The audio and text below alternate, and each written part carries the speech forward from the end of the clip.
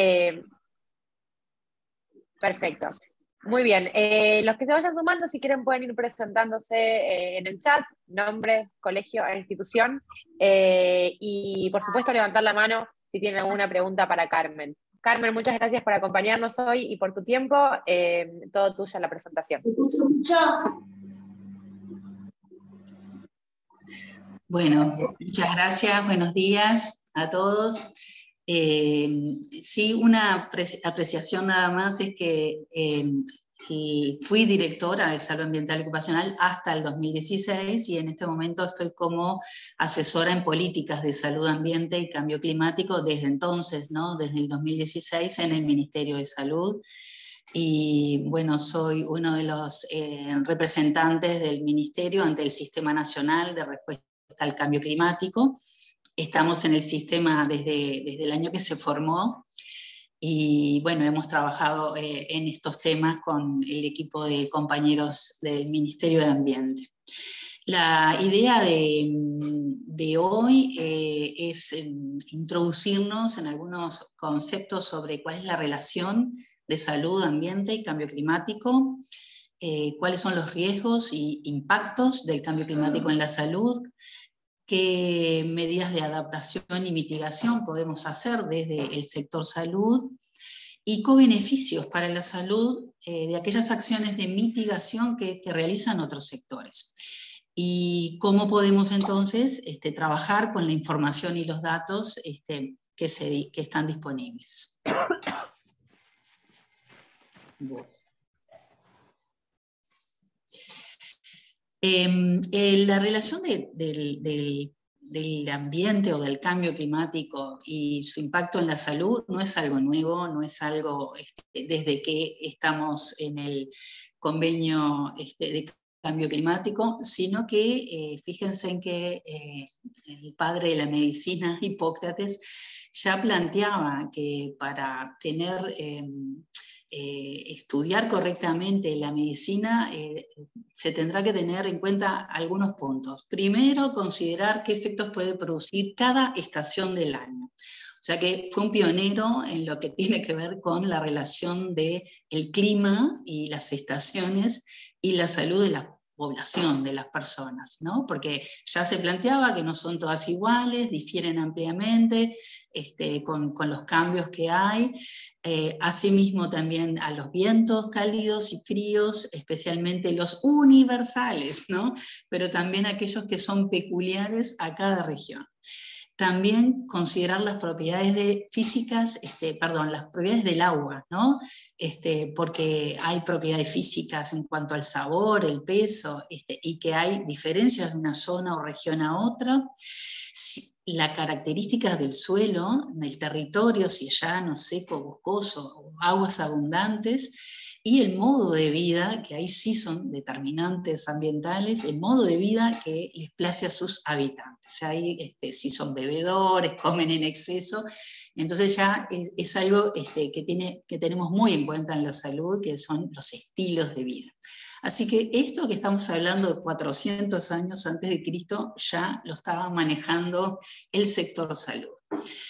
El ambiente es un determinante mayor de la salud y tenemos que pensarlo globalmente, que no estamos expuestos únicamente a un aspecto, sino que hay múltiples factores de riesgo y en distintos escenarios, ya sea el hogar, lugares de trabajo, la comunidad, y que entonces cuando abordamos el impacto que estos producen en la salud, hay que tenerlo en cuenta porque podemos cometer sesgos o errores de interpretar que hay algún efecto o impacto en la salud que se debe a un riesgo, pero puede haber otros que están influyendo y puede haber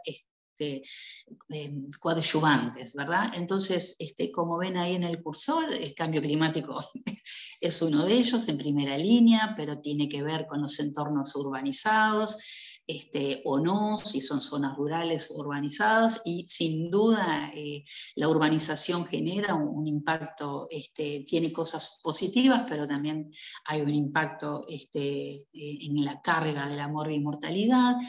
las prácticas agrícolas que se desarrollen así, si se usan plaguicidas, el manejo de las aguas residuales, riesgos laborales que pueden tener las personas, el ruido ambiental urbano, pero también de los ámbitos laborales, radiaciones ionizantes y no ionizantes, las sustancias químicas, agentes químicos y riesgos biológicos, el agua, el saneamiento y la higiene y la contaminación del aire.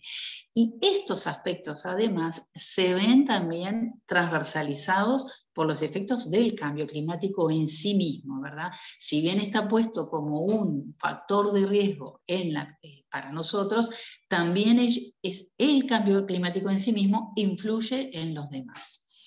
De manera que hay una clara interrelación entre lo que es el ambiente social, el ambiente biológico y el ambiente físico-químico, ¿verdad? Entendiendo por el ambiente social, los sistemas de producción industrial, el uso de la energía, el manejo del agua, cómo se gestionan los residuos, los desechos, la urbanización, la distribución del ingreso, ¿no? Que establece la vulnerabilidad en los distintos sectores, qué servicios públicos hay y qué acceso a los servicios públicos va a determinar cambios en la salud. No es lo mismo. El ambiente biológico en el cual vivimos, ¿no? En cuanto a flora, fauna, los hábitats que favorecen o no el reservorio de vectores, el ambiente físico y químico que tiene que ver con las matrices ambientales, el suelo, el aire, el agua, los alimentos, el clima de la zona, de la región, y los contaminantes presentes, ¿verdad? Y esto nos lleva a un concepto muy importante que maneja una estrategia de la Organización Mundial de la Salud, que es tener el concepto de que somos una salud, ¿verdad? La salud humana, la salud animal y la salud ambiental estamos estrechamente relacionadas. Y acabamos de vivir una pandemia mundial en el cual hace honor a este concepto, ¿verdad? De cómo un germen, en este caso un virus, que habitaba en una especie animal, por cambios ecosistémicos, salta de una especie a otra y lo que ha producido, ¿verdad?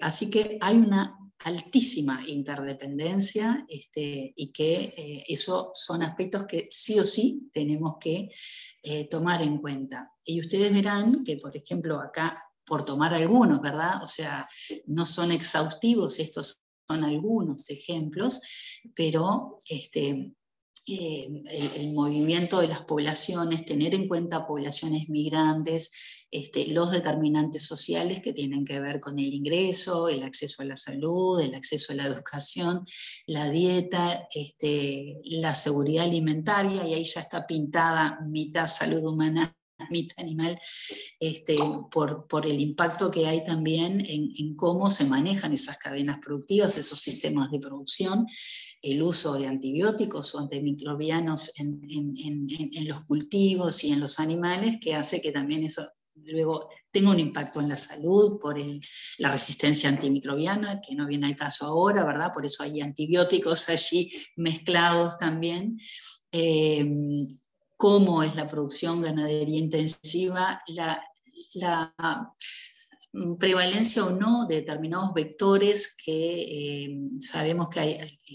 Ahora vamos a ver, algunos son enfermedades zoonóticas, ¿verdad? Vectores que se presentan en algunas especies, y esas especies es la fuente de contaminación humana a través de animales. Y bueno, todo el manejo del medio ambiente en cuanto a la pérdida de diversidad, la deforestación, la contaminación atmosférica del agua y el cambio climático, cómo impactan en la salud humana y salud ambiental. Entonces, bueno, ¿cuáles son los riesgos y los impactos del cambio climático en la salud? Hay digamos, esto es a manera genérica, no es exclusivamente el cambio climático, pero ¿cuáles serían los principales riesgos para la salud, ¿no? Tenemos riesgos tradicionales que tienen que ver mucho con el nivel de pobreza o el desarrollo insuficiente de las poblaciones, en el cual la falta de acceso al agua sigue siendo al día de hoy un riesgo de los tradicionales, o sea, de los que duros, difíciles de romper en muchas áreas del mundo. En cuanto a la higiene y saneamiento deficitario, también siguen siendo riesgos deficitarios y tradicionales. De hecho, de los grandes avances de un antes y un después en la salud pública, medidas importantes de impacto tienen que ver con el acceso al agua potable, el acceso al saneamiento y la inmunización, ¿no? Contar con vacunas. Esas tres medidas han sido un antes y un después en la historia de la salud. La contaminación de alimentos es algo que sigue el día de hoy, la contaminación del aire interior, nos referimos a intradomiciliarios y al ambiente de los lugares de trabajo, y exterior, obviamente, a la calidad de aire de nuestro medio ambiente, de las ciudades o periindustriales. La insuficiente o inadecuada disposición de residuos, que eso tiene un gran impacto en las comunidades circundantes, y porque eso además favorece la proliferación de vectores y roedores, y eso también contribuye a enfermedades. Riesgo de accidentes laborales en agricultura o industria, ya sea domésticas o familiares. Las inundaciones, sequías, huracanes, acá ya tiene que ver cambio climático, pero el cambio climático impacta en todas las demás. La presencia o no de vectores, ya sea por vectores que favorecen el desarrollo de determinadas enfermedades, por ejemplo, el mosquito Aedes aegypti, que a través de él, transmisores del dengue, del zika, de chikungunya, por decir algo, viviendas en condiciones insalubres, agentes infecciosos presentes en el ambiente o deficiencias alimentarias. Eso sigue siendo el día de hoy, están dentro de los riesgos tradicionales, pero los riesgos actuales o a causa del desarrollo o consumo no sostenible, que se dan incluso en comunidades o países de alto nivel de desarrollo, porque los tradicionales más bien se dan en los países no desarrollados, por debajo de los índices de desarrollo, y mientras que los riesgos actuales por desarrollo o consumo sostenible se dan en comunidades exactamente todo lo contrario. Pero ahí tenemos contaminación del agua a causa de la urbanización o de procesos industriales o de agricultura intensiva, de la contaminación del aire urbano, porque a mayor concentración, mayor transporte, industria, urbanización, emisiones de vehículos, centrales energéticas, mayor contaminación de la calidad del aire, porque hay una acumulación de residuos sólidos y residuos peligrosos, porque hay mayor exposición a riesgos químicos o radiación de campos electromagnéticos, o por el incremento de riesgo de enfermedades infecciosas nuevas o reemergentes. Lo vimos con COVID. Al principio, digamos, la circulación alta del virus se daba ¿dónde era? ¿Dónde estaban las personas? Eso era el riesgo, las comunidades, las ciudades urbanizadas, el uso del transporte, los subtes. En esas ciudades es donde explosionó, o sea, y vivir en el campo, en zonas abiertas, era estar más protegidos. Después ya cuando había una altísima circulación comunitaria, bueno, ya se emparejó, pero el riesgo de las grandes urbes y ciudades son donde principalmente se dispersan las enfermedades infecciosas. La deforestación, degradación del suelo, cambios ecosistémicos, bueno, el propio impacto del cambio climático, la contaminación transfronteriza, el incremento del consumo de sustancias de abuso, bueno, empiezan a sumarse otros determinantes incremento de accidentes no solo ocupacionales y la dieta no balanceada, ¿no? El consumo de comida ultraprocesada. Entonces, ¿cómo impacta el cambio climático? Podríamos decir esquemáticamente que tenemos como tres grandes, esto es esquemático, tres grandes modalidades de cómo impacta el cambio climático. Por un lado tenemos los impactos directos, ¿verdad? Que es lo que el cambio climático en sí mismo produce. Ahí, por supuesto, que están en primera línea los eventos extremos, ¿no? Lo que son inundaciones, sequías, olas de calor, olas de frío, huracanes, incendios. Eso tiene un impacto directo en la salud, porque en las inundaciones, desde que muere gente intentando atravesar una cañada que cree que puede y muere por un accidente, o en un huracán, vientos huracanados, también hemos tenido muertes aquí por caída de árboles, columnas, y hay un impacto directo sobre las personas, pero también el impacto directo que produce el hecho de estar bajo agua o desplazado y sometido a condiciones de humedad, frío, si se da una inundación en invierno, y la descompensación de enfermedades ya de base.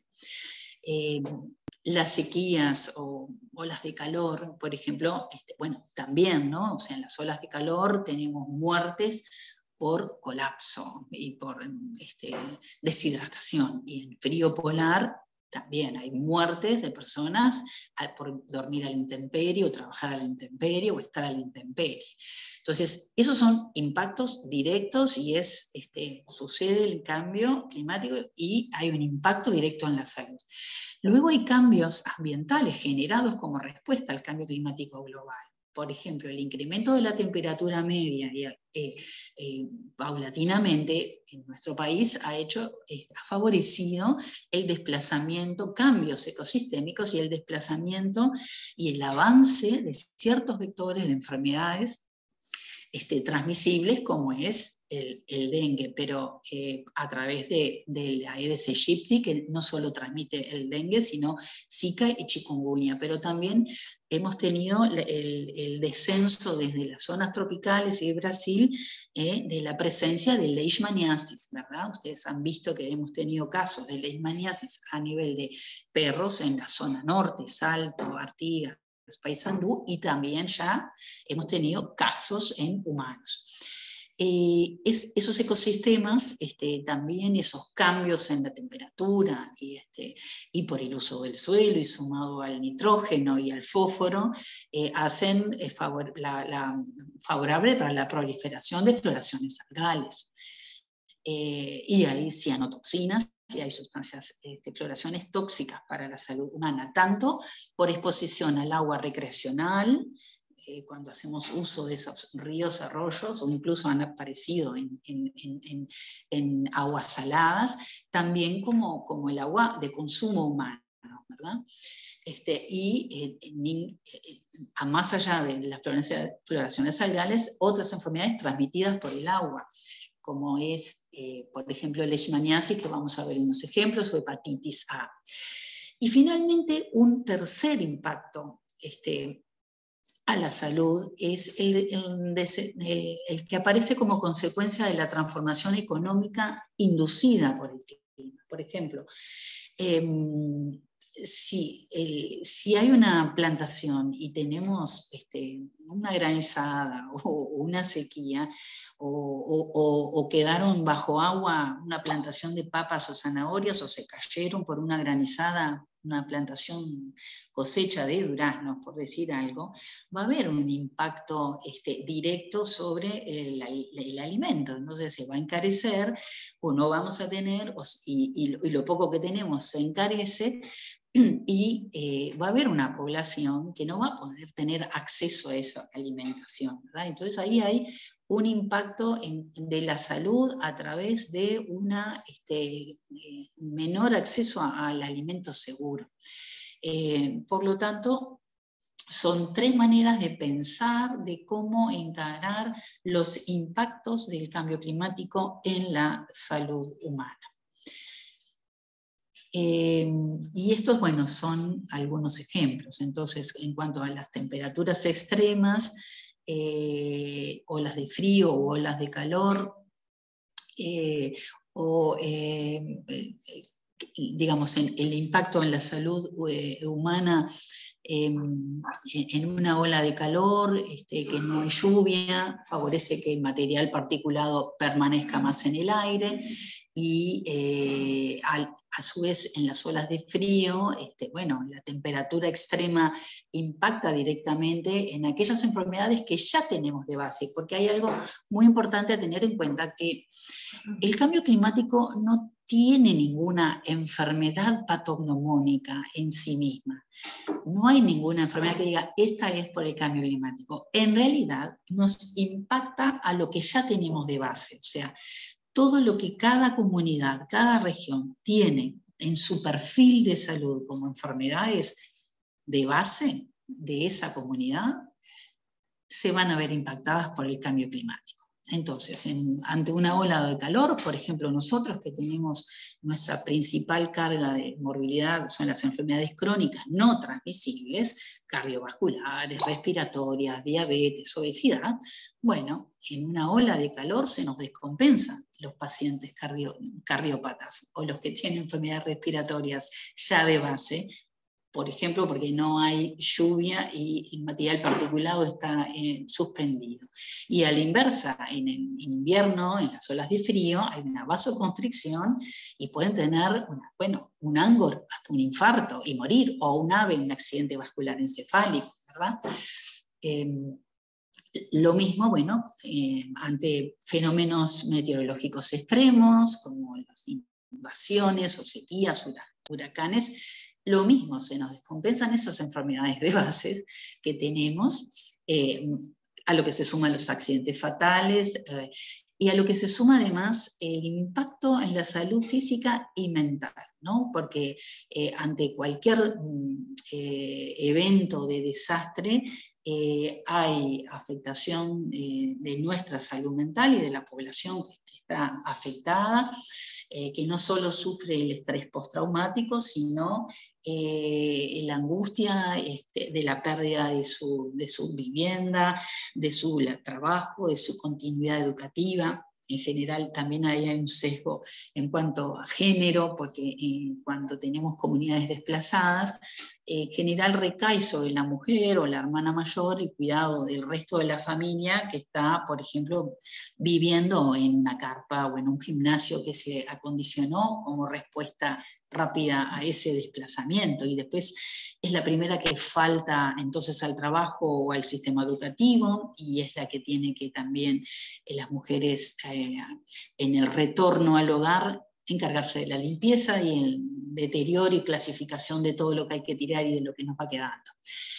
Lo mismo con enfermedades infecciosas o transmitidas por el agua y el alimento, porque en esas circunstancias hay contaminación hídrica y alimentaria, e incluso no únicamente ante una inundación, ¿no? Porque puede haber un aumento de la temperatura, aumento de proliferación de bacterias y de gérmenes sin que haya una inundación, pero que sí se ve favorecida por el aumento de la temperatura y el cambio climático, entonces, y del ecosistema, y entonces se afecta esa calidad del agua y del alimento, y entonces tenemos toda la batería de enfermedades infecciosas o transmitidas por el agua: diarrea, Escherichia coli, cólera, shigellosis, leptospira, fiebre tifoidea, hepatitis A, que hemos marcado en rojo porque vamos a referirnos como ejemplo nada más ahora.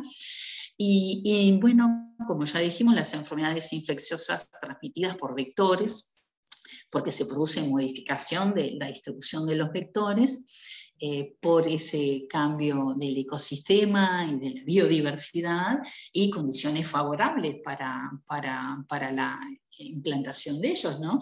Y que de pronto no tienen que ver únicamente con el cambio climático, pero es una sumatoria, porque si hay una deforestación para instalar una mega industria o una represa o una caminería o lo que vayamos se decida que se implante en ese lugar, cambia el ecosistema, se desplazan animales que viven allí y favorece la aparición de otros, y eso entonces nos favorece la redistribución de vectores. Entonces, las más conocidas vinculadas como enfermedades infecciosas vinculadas al cambio climático son el dengue, paludismo, chikungunya, zika, fiebre amarilla, hantavirus, Chagas, leptospira, enfermedad de San Luis y fiebre del Nilo. E incluso enfermedades que nosotros no tenemos, sí estamos empezando a ver que tenemos el vector. Por lo tanto, hay que prepararse para eso, porque tarde o temprano vamos a tener los primeros casos. Se empiezan por casos importados y luego por casos autóctonos. Por lo tanto, el escenario climático nos permite predecir que aquellas afecciones respiratorias, cardiovasculares, que son las más prevalentes en nuestro país, pero también las infecciosas que siempre hay, los accidentes o las asociadas a los eventos extremos, seguirán presentes y eventualmente en aumento, porque los datos que han mostrado otros colegas y que van a mostrar otros en las charlas subsiguientes demuestran estos cambios en los patrones de nuestro país, de nuestra región.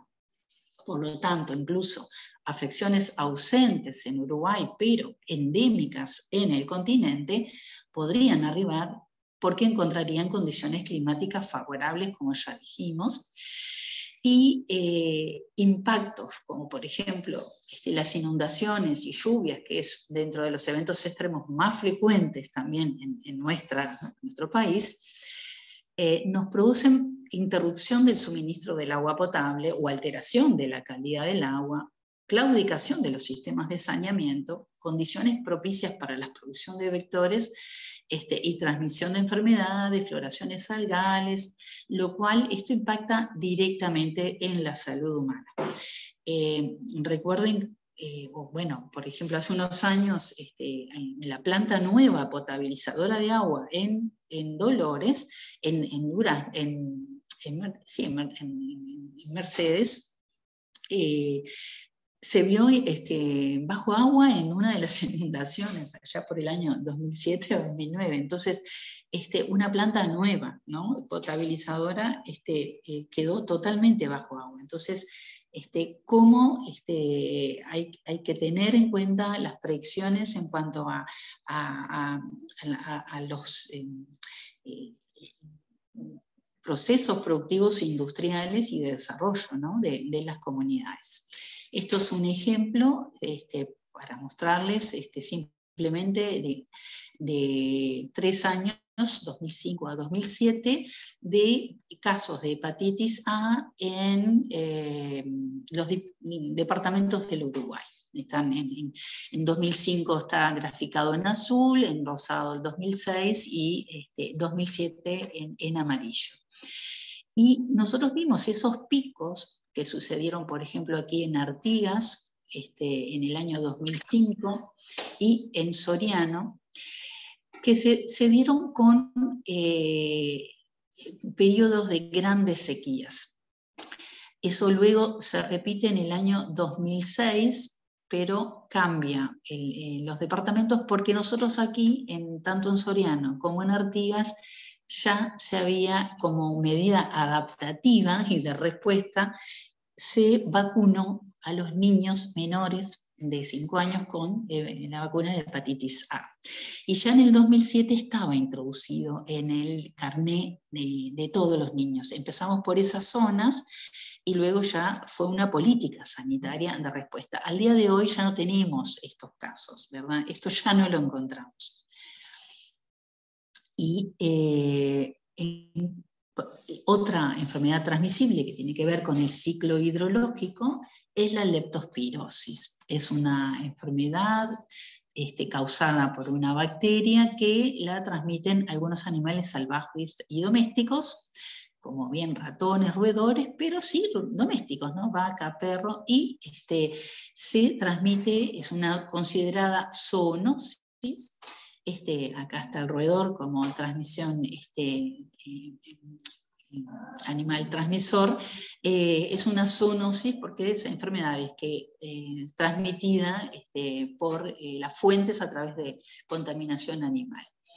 Esta bacteria, Leptospira, bueno, produce una serie de síntomas que no vienen al caso, pero se da fundamentalmente en condiciones, cuando nosotros fuimos a ver, bueno, ¿cuándo nos ocurren los brotes a nosotros, ¿no?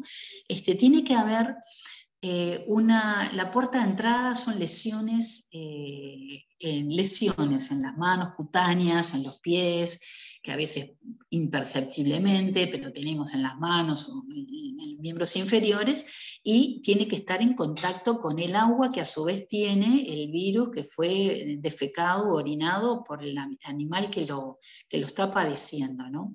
Entonces, hay algunas profesiones que tienen que ver con trabajo en medio rural, agrícola, acá también, los arroceros, o trabajadores que tienen que ver con la manipulación de residuos y la gestión de residuos. Y hemos visto que en áreas donde ha habido inundaciones, no solo lluvia, sino inundación, hay un elemento de continuidad entre el agua y la lesión de la piel, y entonces eso favorece la infección, ¿verdad? Entonces, aquí, por ejemplo, al igual que la hepatitis, graficamos los casos de leptospirosis en estos años, y vimos, por ejemplo, en inundaciones del 2007, muchos casos en zonas, endémicamente tenemos nosotros leptospira, pero no siempre tenemos picos, y acá vieron brotes que fuimos a ver, y era, bueno, cuando había habido lluvias e inundaciones. Y mejoramos un poco nuestra presentación de datos, y esta es una serie de 10 años, del 2009 al 2019, y vemos cómo vienen aumentando, ¿verdad? Nosotros ya en el 2009 habíamos dicho, en el perfil de cambio climático y salud, que preveíamos estos escenarios futuros con aumento de nuestros casos de leptospirosis, y bueno, lamentablemente así viene siendo. ¿De dónde sacamos estos datos? Bueno, del sistema de gestión del Departamento de Vigilancia en Salud, del Ministerio de Salud Pública, de la División de Epidemiología, y para poder calcular las tasas necesitamos datos del Instituto Nacional de Estadística, ¿verdad? De cuál es la población total de Uruguay, cuál es la población de los departamentos en donde vimos estos brotes y estos casos, ¿verdad? Para poder calcular, para poder presentar efectivamente los casos reales de leptospira, o sea, la incidencia anual, es decir, cuántos nuevos casos tenemos año a año, y tiene relación con la población de nuestro país. Y acá lo cruzamos con datos de INUMED, ¿no? De incidencia anual del leptospira y la precipitación anual acumulada. Entonces, la riqueza de poder contar con datos ambientales, en este caso de precipitación, de lluvia acumulada, y aún más, cuando eran estos picos de leptospira, bueno, ahí se daba con inundaciones, ¿no? Entonces, ¿cómo? Podemos tener siempre leptospira, pero a su vez los brotes y los picos se dan no solo cuando llueve, sino cuando hay inundaciones, porque tiene que darse esa conjunción, ¿verdad? Estos son datos que elaboramos durante un taller con la CEPAL, bueno, en el año 2019, o creo que fue 2020, enero, febrero o marzo del 2020 que trabajamos en un taller con estos datos, ¿verdad? Y cuando lo cruzamos, incluso la incidencia anual de leptospirosis con temperatura media anual, también vemos que el aumento de la temperatura en estos casos ha favorecido también la presencia y los brotes de leptospirosis por nuestro total de habitantes. Bien, entonces, ¿cuáles son las medidas de adaptación y mitigación del sector salud que nos interesan que se investiguen y se crucen datos y se generen datos. Por un lado, bueno, entendemos la adaptación según la definición del panel intergubernamental de cambio climático para los sistemas humanos es el proceso de ajuste al clima real o proyectado y sus efectos a fin de moderar los daños o aprovechar las oportunidades beneficiosas. Porque también podemos tener aspectos positivos del cambio climático y cómo nos adaptamos. Por ejemplo, en aquellas zonas donde los fríos o los inviernos sean muy fríos, si nosotros tenemos la proyección que va a ser un invierno más cálido, bueno, vamos a tener menos impacto en la salud, la vamos a pasar mejor, digamos, ¿no? No vamos a tener tantas enfermedades respiratorias y cardiovasculares o muertes por frío y por hipotermia, porque el invierno fue más benévolo. En general eso no ocurre, hemos visto más los impactos negativos, pero puede darse el caso de que, y hemos tenido inviernos en que la pasamos mejor, que no tenemos que prender tanto la estufa y no tenemos que tener tanta calefacción. Y lo mismo en los veranos, ¿verdad? Pero nosotros nos adaptamos mucho mejor al verano, no así los europeos, por ejemplo. Ellos están muy preparados para pasar el frío, entonces ellos están con una eficiencia energética tal que ahora les está jugando en contra, porque son edificios y ciudades muy difíciles de ventilar en verano. Ellos, el verano son sus principales impactos y lo estamos viendo ahora, ¿verdad? Cómo está sufriendo Europa. Ahora, no todos nos adaptamos de la misma manera, ¿verdad? No es lo mismo, ¿verdad? Entonces, algunos se adaptan mejor y otros se adaptan peor.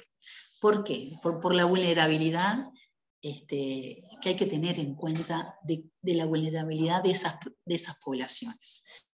Porque es el grado de susceptibilidad de un sistema natural o social para soportar los perjuicios del cambio climático en función de su magnitud, la sensibilidad del sistema a los cambios del clima y la habilidad que tenga para adaptarse a esos cambios. Entonces, un sistema o una población muy vulnerable es el que es muy sensible a cambios apenas moderados y cuya habilidad para adaptarse está muy restringida. Entonces, en esta población, en este asentamiento, que son fotos nuestras, reales, ¿no? de nuestro país, va a ser muy diferente la adaptación, porque es una zona muy vulnerable al cambio climático, que en esta otra población, que si bien pensamos que es rural y que de pronto, bueno, no sabemos su nivel de desarrollo, pero parecería tener unas construcciones más seguras. Y la gente buscamos distintas maneras de adaptarnos, ¿verdad? O sea, frente a una ola de calor, están los que sí pueden acceder al agua, a playa, a un verano más llevadero, y otros que no, que van a tener que estar trabajando permanentemente sin tener esa posibilidad de descanso y disfrute y de pasarla mejor en esa ola de calor, o aquel que le tocó trabajar y a la peor hora del rayo solar, y sin duda en estas dos zonas donde hay inundaciones, en estas dos bueno, vamos a ver, ciudades o colectivos, en el cual aquí aparentemente uno podría decir, bueno, son casas de un nivel adquisitivo, yo diría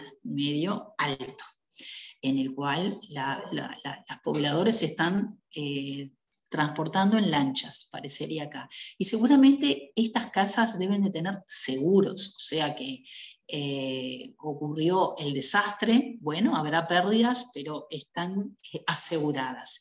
Difícilmente esta otra familia o grupo que está siendo evacuado en un bote y ni siquiera tienen remo, va alguien caminando llevándolos, logró sacar sus pertenencias. Bueno, vamos a llevar el colchón, algunas pertenencias, vaya a saber a dónde, puede ir a la casa de un familiar, a un refugio.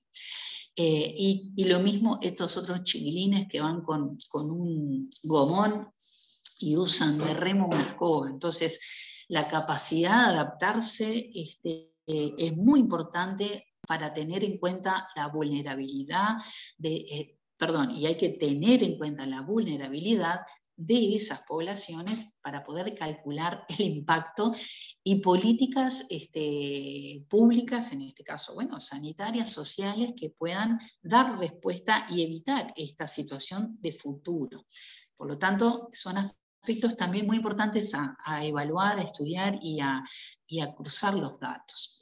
Y en invierno es lo mismo, ¿verdad? O sea, ante olas de frío o simplemente inviernos fríos, no es lo mismo la capacidad, la vulnerabilidad y la capacidad de adaptación de poblaciones que sí tengan acceso a un abrigo seguro y a un sistema de salud y a contar con inmunización, a estar en situación de calle.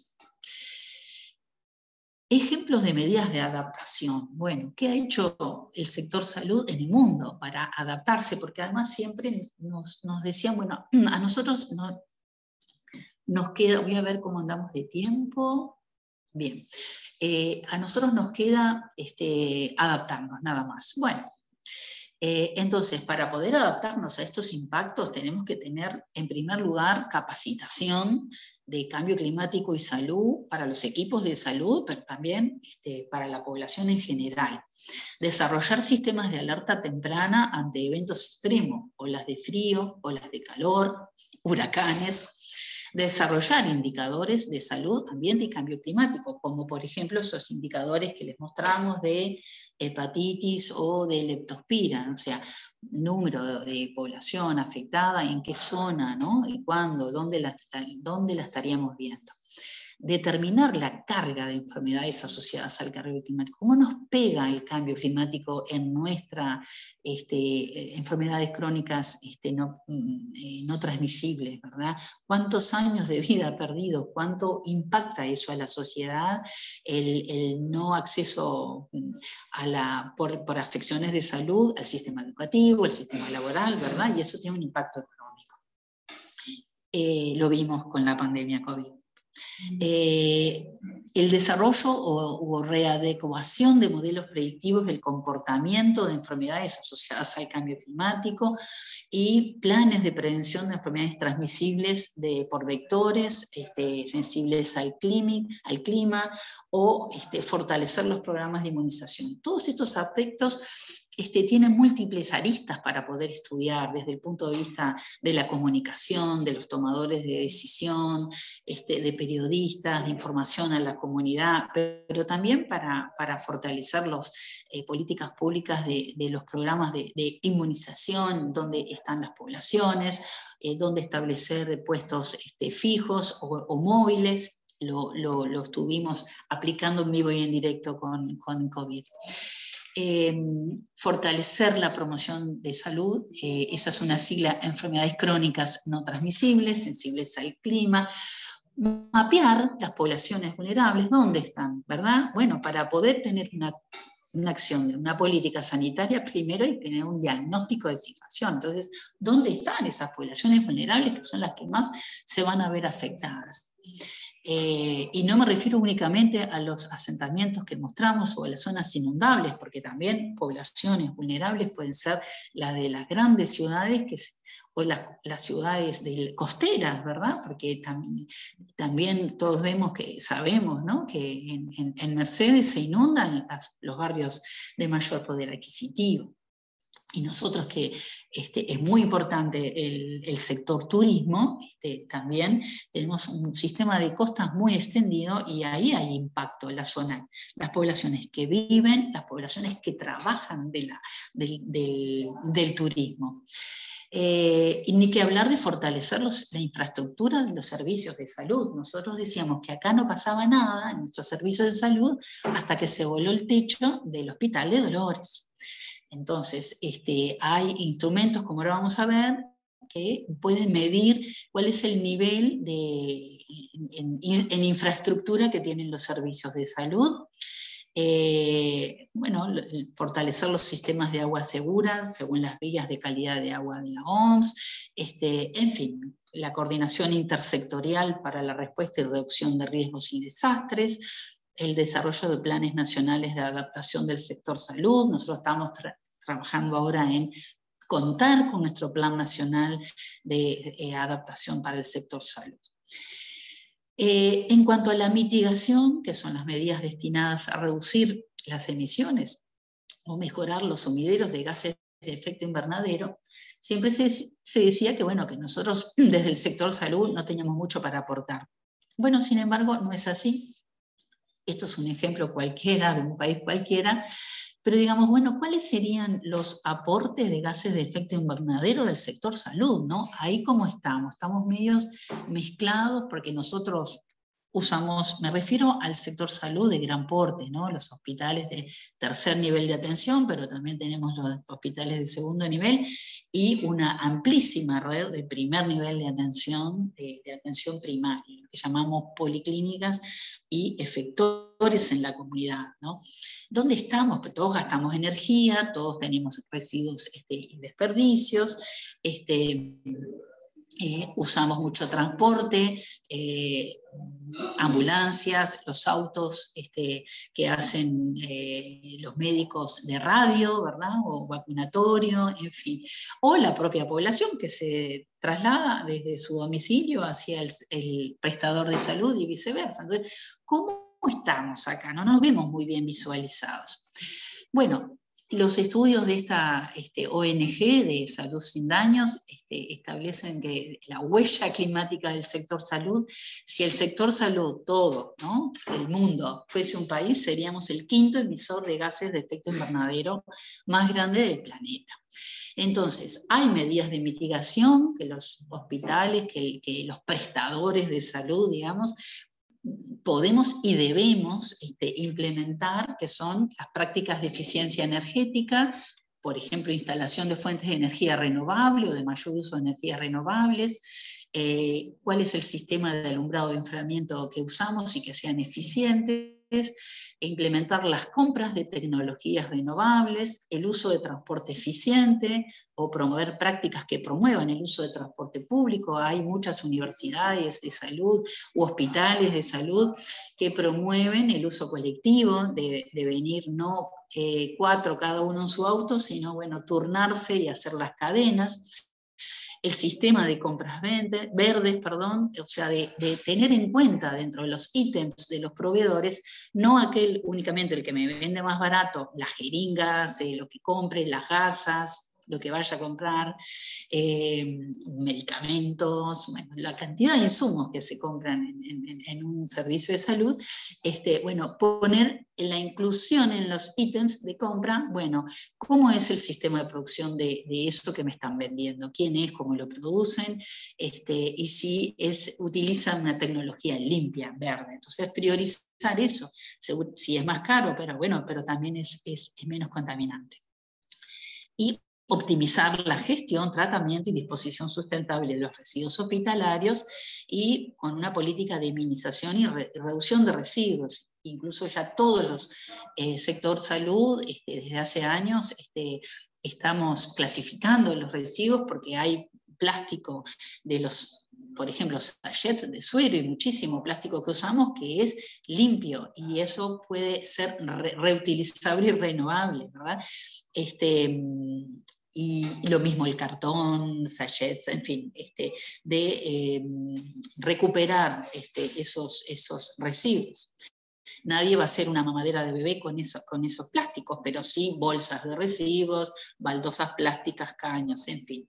Estas son 2 herramientas que que contamos, tanto de OPS como de la OMS, para evaluar los establecimientos de salud que sean resilientes al clima y ambientalmente sustentables, en cuanto a cómo gestionan el agua, la energía y tecnologías de productos, Y para finalizar, nos parece muy importante también que se pueda investigar por parte de ustedes qué beneficios tiene el sector salud a través de las acciones de mitigación que están realizando o que van a realizar otros actores. Por ejemplo, la estrategia de aumentar el transporte público que llevan adelante, por ejemplo, los ministerios de transporte, los ministerios de energía, disminuye el uso del número de autos, disminuye la emisión del anhídrido carbónico. Eso mejora la calidad del aire, disminuye la congestión del tráfico, no fomenta la actividad física porque por lo menos caminamos hasta la parada y luego, o vamos caminando directamente a nuestro lugar de trabajo o estudio, mejora la movilidad y tiene un impacto directo de co-beneficio en la salud porque bajan las enfermedades respiratorias al mejorar la calidad del aire, baja el número de lesiones porque hay menos accidentes de tránsito, disminuyen las enfermedades crónicas no transmisibles y favorece y promueve la equidad en salud. Lo mismo con las estrategias de reforestación, de parques públicos, de jardines, en fin, la agricultura urbana, porque aumentan los sumideros de carbono, la conservación natural, favorece el desvío de la radiación solar, bajan las emisiones del CO2, mejora la biodiversidad, bajan las islas de calor en las ciudades, aumentan los espacios verdes, mejora la calidad del aire. No tenemos aumento de sombra, ¿verdad? Que es tan importante para nosotros los seres humanos, mejora la refrigeración urbana, refrigera, y eso mejora la calidad de vida en todos los aspectos. En primer lugar, el bienestar mental y el bienestar social, de ver parques verdes, de tener acceso. Ustedes saben que se receta en el mundo, a usted, los médicos, ¿no? Recetamos, bueno, a usted le hace falta baño verde o un baño de bosque. Vaya una hora, media hora, siéntese en un bosque, en una plaza, vaya ahí a comer su vianda en el lugar de trabajo. No se quede frente a la computadora, vaya a la plaza más cercana. Eso te mejora, perdón. Carmen, no, que estamos un poco en hora, súper interesante. Igual ahora hacemos un cierre, solo quería preguntarle al público a ver si tienen alguna pregunta para hacer, y si no, ya te doy el paso a vos para que cerremos tranquilas. ¿Alguien tiene alguna pregunta? ¿Quiere decir algo? ¿Está pensando en presentar un proyecto que esté vinculado con lo que Carmen ha presentado de manera tan exacta hoy, con tanta profundidad? Si no, le doy el paso a Carmen para cerrar la conversación con los temas que queden pendientes en la presentación.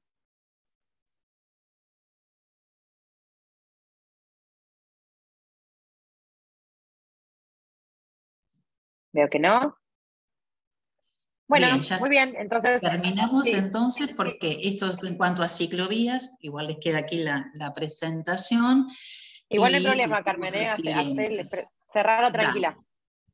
No, esto también, el aumento de ciclovías, que estábamos un poco atrasados con respecto a otros países del mundo, otras ciudades, pero que está aumentando, por lo menos aquí en Montevideo y otros departamentos del interior, que mejora la calidad de aire, aumenta la actividad física, favorece la movilidad, que eso es uno de nuestros grandes también enfermedades crónicas no transmisibles, como la obesidad y el sobrepeso y el sedentarismo, ¿verdad?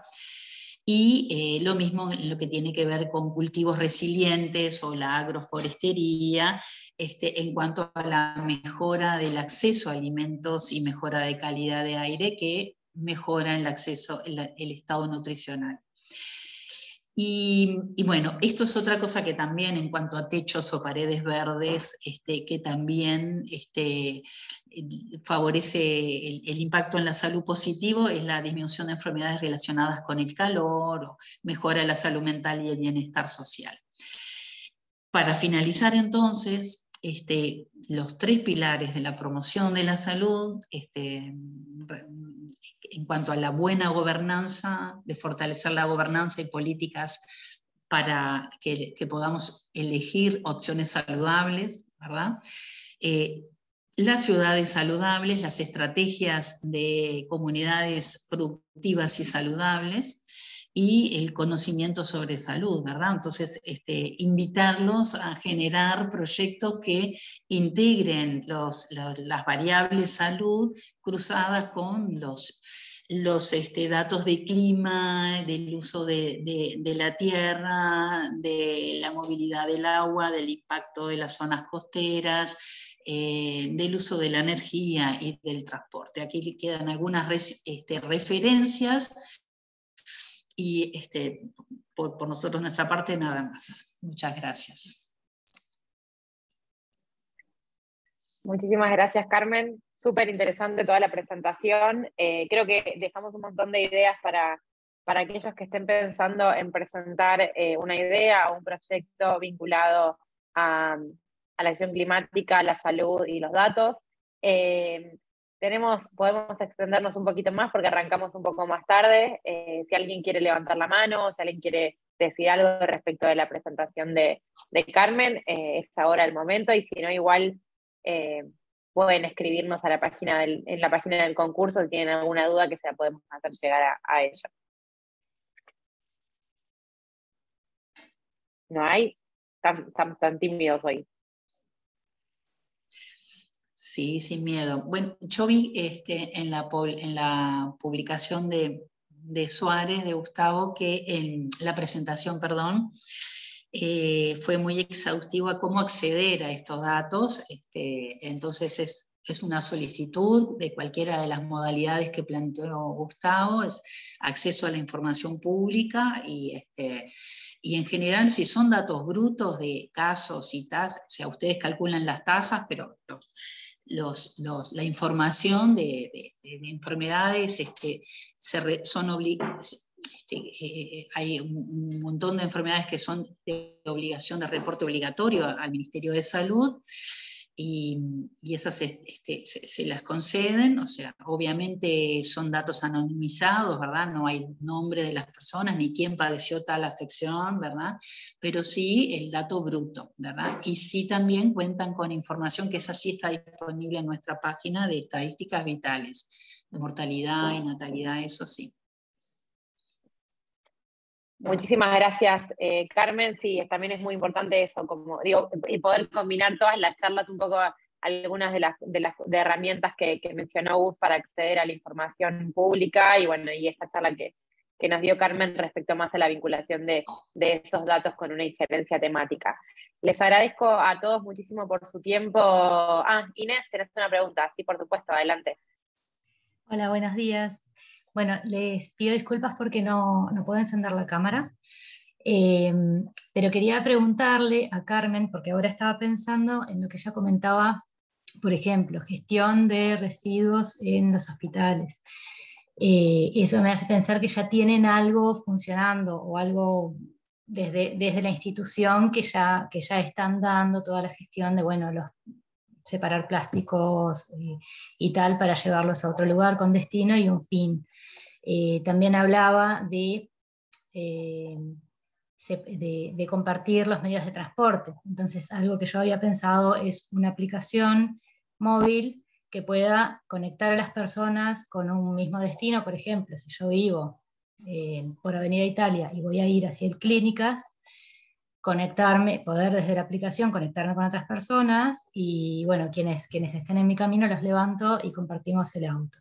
Ese tipo de cosas que, bueno, pueden ir surgiendo, ¿no? Pensamientos ideas que cada uno va teniendo, pero mi pregunta sería si hay algún lugar en donde esté eso ordenado. Porque, por ejemplo, yo puedo tener esa idea y empezar a desarrollarlo, pero luego me encuentro con que eso ya está funcionando, ya está implementado quizás. Entonces lo que quisiera saber es si hay algún lugar a donde podríamos ir a ver, o si tenemos alguna instancia de, bueno, tenemos esta idea, plantear, bueno, esta idea ya está funcionando, sí, y antes de seguir adelante con el desarrollo. Bien. Bueno, sí, con respecto a la primera, o sea, tu primer comentario sobre los residuos hospitalarios, están catalogados dentro de los residuos peligrosos. La gestión de residuos es a través del Ministerio de Medio Ambiente. Específicamente, los residuos hospitalarios tienen un decreto específico de ellos que es 586 del 2009, que se elaboró en conjunto con el Ministerio de Ambiente, Ministerio de Salud, Ministerio de Transporte y intendencias, Congreso de Intendentes, porque, digamos, los residuos, si bien se generan dentro de un hospital, puertas para adentro lo gestiona y lo fiscaliza el Ministerio de Salud. Una vez que sale para afuera y que tiene operadores específicos para residuos hospitalarios que están inscriptos en DINAMA y los autoriza DINAMA, cada prestador de salud contrata con el operador de residuo hospitalario que decida a través de licitaciones, llamados, en fin.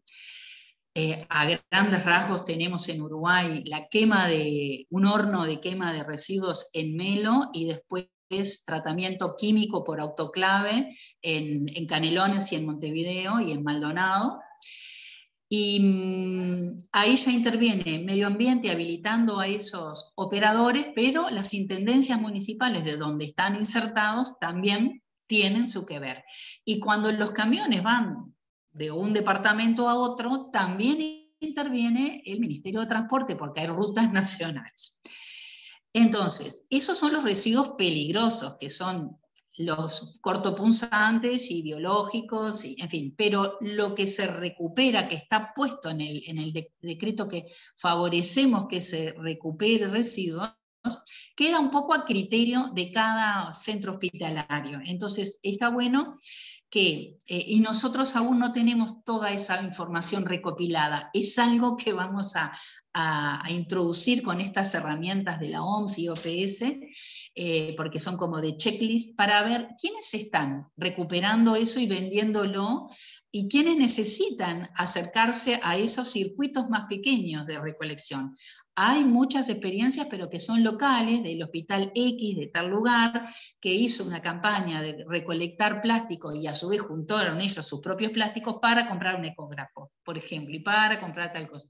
Entonces, eso está bueno de poder, me parece, investigar esto, quiénes están, quiénes no, y a su vez tener la idea de, bueno, vamos a generar una recolección de circuito limpio de estos residuos. Y en cuanto al transporte compartido, digamos, no tengo idea de si hay algo formal. Sí, sé que existe porque yo vivo en la ciudad de la costa y hay una página en la cual se pone, mira, tanto quienes disponen un vehículo, de qué días van a venir y en qué trayecto, y quienes quieren subirse a ese vehículo. Pero es a título de autogestión de personas, por lo tanto, está bueno que se estudie esto y me encanta la idea, las dos ideas que tuviste, ¿no? O sea, decir, bueno, vamos a explicitar a investigar esto, poner la información y generar algo que tenga cierto respaldo más institucional.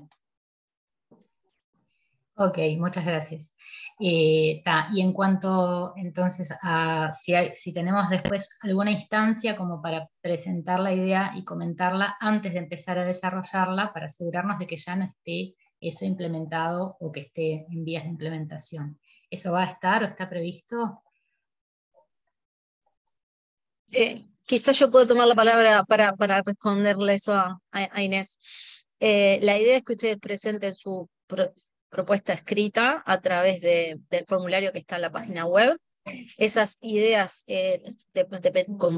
con ciertos criterios que están establecidos en las bases se preseleccionan y hay una instancia que es el pitch, que va a ser a fin de agosto, donde esas propuestas preseleccionadas con esos criterios van a poder presentarse. Y en esa instancia se seleccionan las que pasan a la segunda fase, ya que es el desarrollo ya de la idea. O sea, en realidad eso, si la idea cumple con los criterios que establecimos en la fase 1, pasa, digamos. Ahora, si tú quieres hacer alguna pregunta específica, tengo esta idea, pero no sé si esto ya existe, también la podés consultar a través del correo electrónico del concurso, que es datosclimáticosabiertos@ambiente.gov.uy, ¿no? Se los vamos a poner acá. o sea, todas las consultas tienen que ser por escrito a este mail que se los estoy ingresando acá. Perfecto, eso era justamente Por si, claro, en realidad, o sea, podés presentar formalmente esa idea a través del formulario y se te va a evaluar, pero si querés hacer alguna consulta previa, por si, bueno, no sé si esto ya existe, y si sabemos que ya existe, te podemos responder que sí, que ya existe y que vayas por otra idea. Pero en principio esas ideas que has manejado, yo tampoco tengo conocimiento de que existan, así que pienso que pueden caminar bien. Okay. Bueno, muchas gracias. Gracias, Virginia, y gracias, Inés, por tus consultas, y Carmen, por tu exposición. Para repasar un poquito las fechas, desde el 27 de julio, que ya pasó, al 27 de agosto vamos a estar recibiendo todas las propuestas. El mail que pasó Virginia es para que, si tienen alguna consulta específica antes de enviar la propuesta por el formulario que está en la web, nos la puedan hacer. Durante estas 2 semanas va a haber charlas de mentoría, temáticas como también de diseño de proyectos. Lo vamos a estar comunicando por nuestras redes. Las charlas están en el canal de YouTube de Open Data Charter. Ahí por el chat compartí la última charla de Gustavo, la de Carmen la vamos a estar subiendo esta tarde. Luego del 27 de agosto, entre el 29 y 31 de agosto, se va a realizar el Pitch Day, que es el momento de presentación presencial de los proyectos. Eso lo vamos a estar comunicando más adelante. Por el momento, los interesados, les propongo que hagan preguntas, que participen de las charlas y bueno, que presenten su idea en el formulario de la web. Les agradezco mucho por su tiempo. No sé, Vir, si me olvidé de algo o alguien más quiere decir algo más. Perfecto. Repasamos datos climáticos abiertos @ambiente.gov.ui. Muchas gracias a todos y les compartiremos la charla de hoy en el canal de YouTube. Gracias. Gracias. Yo se los Gracias, paso ahora, Carmen. entonces. Sí, gracias, Carmen. Dale. Hasta luego. Muchas Chao. gracias. Chao, chao.